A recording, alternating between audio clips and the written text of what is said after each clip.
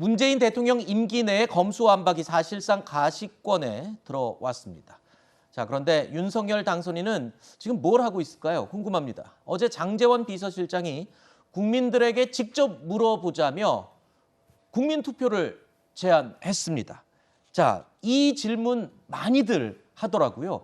자, 국민의 의견을 들어볼 수 있지 않겠느냐? 이게 가능은 합니까, 현실적으로?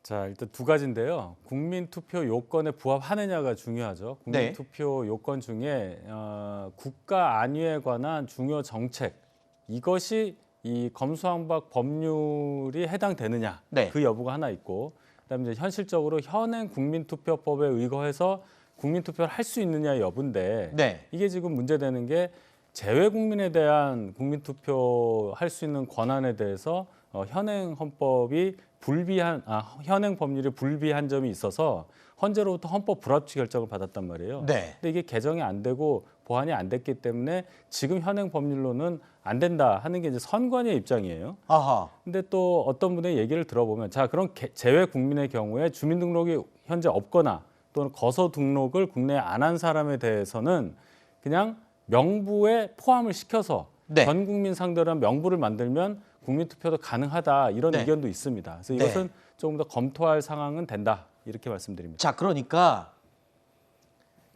원래 국민투표로 물어볼 수 있는 방법이 있긴 한데 지난 2014년도에 헌법 불이치 판결이 나 있기 때문에 현실적으로 불가능하다라는 게 선관위의 설명이에요. 네. 그러면 이 개정을 법안을 개정해야 국민투표 할 수 있다는 건데 그렇죠.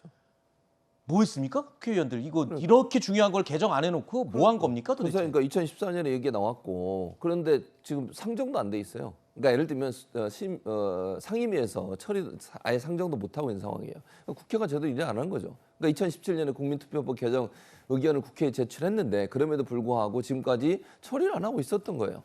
그러니까 국회가 제대로 역할을 하지 못했던 부분들에서 국민들은 비판할 수밖에 없어요. 이렇게 위헌 결정을 받은 법안이 있으면 빠른 시간 안에 그 위헌 취지에 맞게 헌법에 일치할 수 있도록 개정을 하는 작업들이 이루어졌어야 되는데 그걸 안 하고 있었잖아요, 지금까지. 네. 그 자체가 사실은 국민들이 볼 때는 본인들의 이해관계 역할 엮여 있는 부분들은 열심히 그렇게 일을 하면서 네. 결국 국회가 제대로 일하지 못했다고 하는 비판을 피할 수 없는 거죠. 알겠습니다. 자, 꼼수의 회기 쪼개기를 하더라도 문재인 대통령이 다음 주에 재가를 하면 사실상 검수완박은 끝납니다. 자, 무기력한 야당 대신 시민들이 이 악법을 저지하겠다고 나섰습니다. 이른바 조국 흑서의 저자들이 뭉친다는 건데요.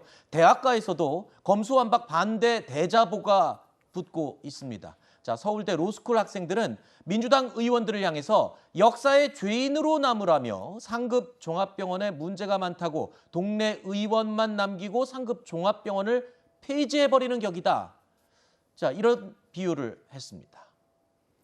이 얘기를 잘 보시면 국민들이 어떻게 생각하냐가 나오는 거예요. 이분들이 결코 검찰을 옹호하는 게 아닙니다. 즉, 수사를 잘하는 영역이 있는, 또 대형 수사, 국민들의 관심이 있고 또 국가의 국민에게 많은 영향을 끼칠 수 있는 큰 사건에 대한 전문성을 갖고 있는 검찰의 수사 능력을 어떻게 다른 쪽으로 이관하느냐, 이런 얘기가 없이 무조건 검찰을 미우니까, 검찰의 권력이 세니까 뺏고 보자, 이런 방법, 이런 법률에 대해서 반대하는 거 아니겠습니까? 네. 그래서 표현을 상급 종합병원에 문제가 많다고 동네 의원만 남기는 거 아니냐 하는데, 이 부분이 이 국민의 여론이라고 봐야 되는 거예요. 그래서 법안이 통과될 수는 있겠어요. 제가 지금 보니까 뭐 모든 수단을 다 동원하지 않겠습니까? 그런데 이게 만약에 통과될 경우에 민주당이 받게 될 그 정치적 후폭풍은 어마어마할 거라고 저는 생각합니다. 네.